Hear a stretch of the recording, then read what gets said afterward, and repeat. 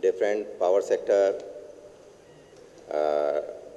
IPPs, SEBs, service providers, OEMs from India and abroad, and the agencies of the power sector like regulators and other functionaries of the power sector, and the host, the CII, Mr. Giri and Mr. Raghupati and other my friends.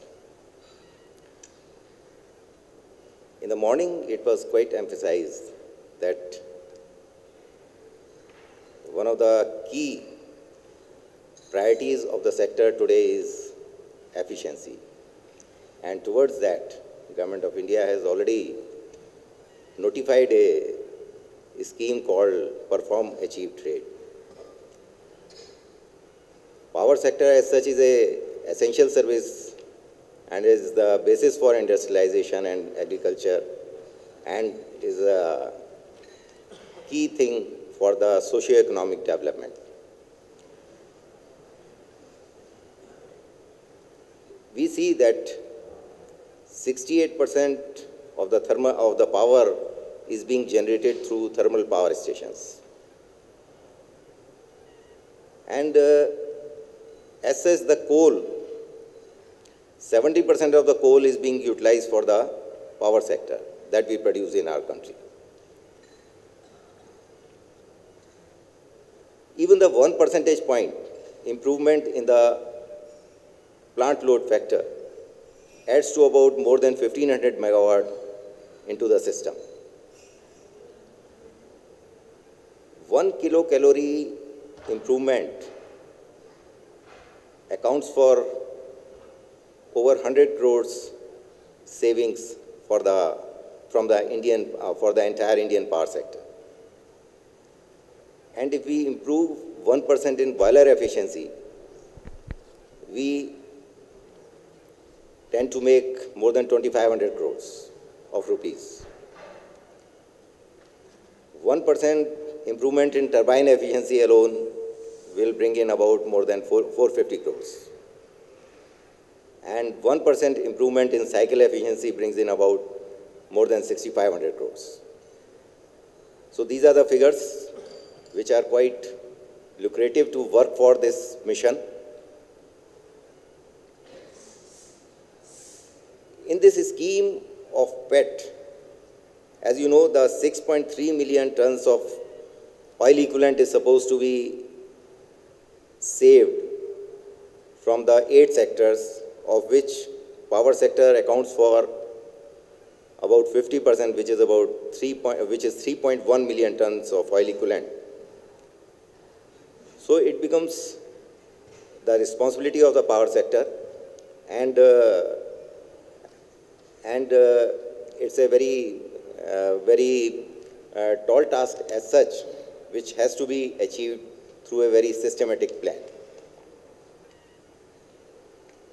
In fact, it's a win-win strategy, as we call it. There has to be some cost involved in whatever measures you take for improvement of efficiency. But the cost recovery, as what we have worked out, normally happens to be within 1 to 2 years.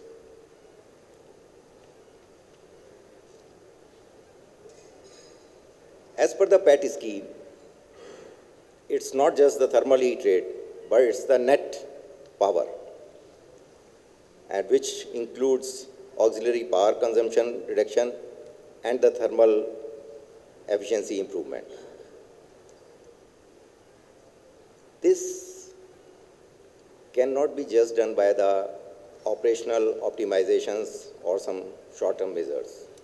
We may need to have some technological interventions with investments or with lower investments. We have a lot of challenges to achieve this, We have a lot of variations in the coal quality vis-a-vis design coal. We have maintenance requirements which are not being serviced well enough through adequate spares, timely spares, and the service providers, which is a need. Lack of skilled manpower, as we were talking in the tea break, that there is a lot of demand for the skilled manpower, and which is becoming more and more acute with the expansion of the power sector. Equipment degradations, and to check the degradations for sustainability is another challenge.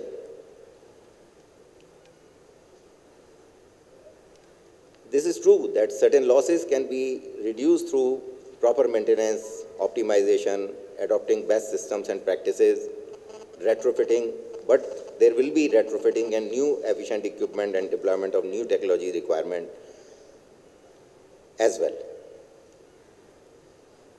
There is a need for major cultural change in the efficiency improvement area. There should be awareness among the plant people.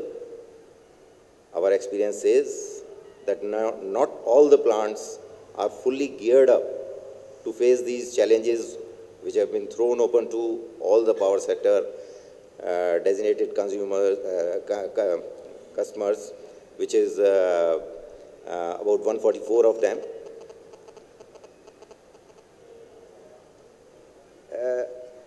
What we find that the gaps, as was mentioned earlier also, that the gaps are to the tune of 2 to 10% by and large, but there are higher ones also, and there are very few who are just on the design or better than the design.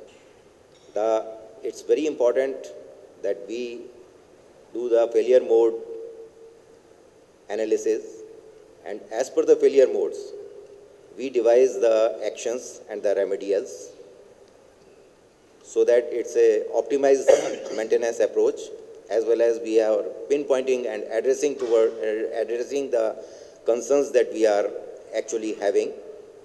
These could be different from plant to plant. So that is why this maintenance rationalization approach is very essential. I mean, the failure mode investigations, analysis, remedial, even the remedials for the same problem in two different plants could be different, because of the reasons for that could be different. So that analytical approach is very, very essential to be in place for sustaining this. The actions which don't require much investment could be your optimization exercises, your normal maintenance approach, planned interventions that you are having in your plant. They need to be rationalized. Apart from the major actions with investments, the renovation, modernizations, replacement of, deployment of the VFDs, variable frequency drives, because here the APC, auxiliary power consumption, will become a very important aspect. 0.1% of APC will give you 3 kilocalories improvement. So even if you are able to save 0.1%, it counts. We should have one important thing as far as the PET implementation is concerned. Not only that, we should have the plans in place, we should have the actions in place, and the resources in place, but we should also have a task force which steers all this and has got a tracking mechanism too, which is essential because we, as I said, that we are already in the middle of the scheme, and we need to take stock of the things from time to time on a regular basis. So that should be possible only if we have a team in place which is tracking the systems and making the midterm corrections which are required. Another important factor on that, on which our Mr. Asthana will be deliberating upon, is on the normalization aspect. Because these actions alone will not really be able to cater to the requirements of the targets which have been given to us, but the normalization will remain to be a factor because of the reason that, as you know, most of the plants are running at lower capacities than envisaged, and these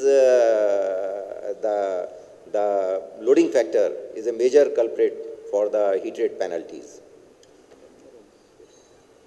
So we need to be conscious on this, and as what we understand, Mr. Asthana will be deliberating on that the normalization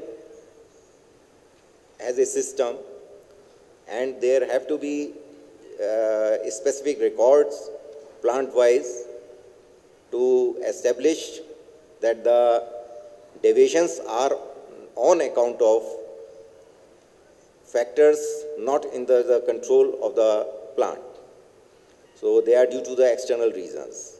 So to keep the proper records is again going to be a very important aspect in being able to achieve the PET targets. So these are some of my thoughts which I wanted to share with you on PET scheme implementation.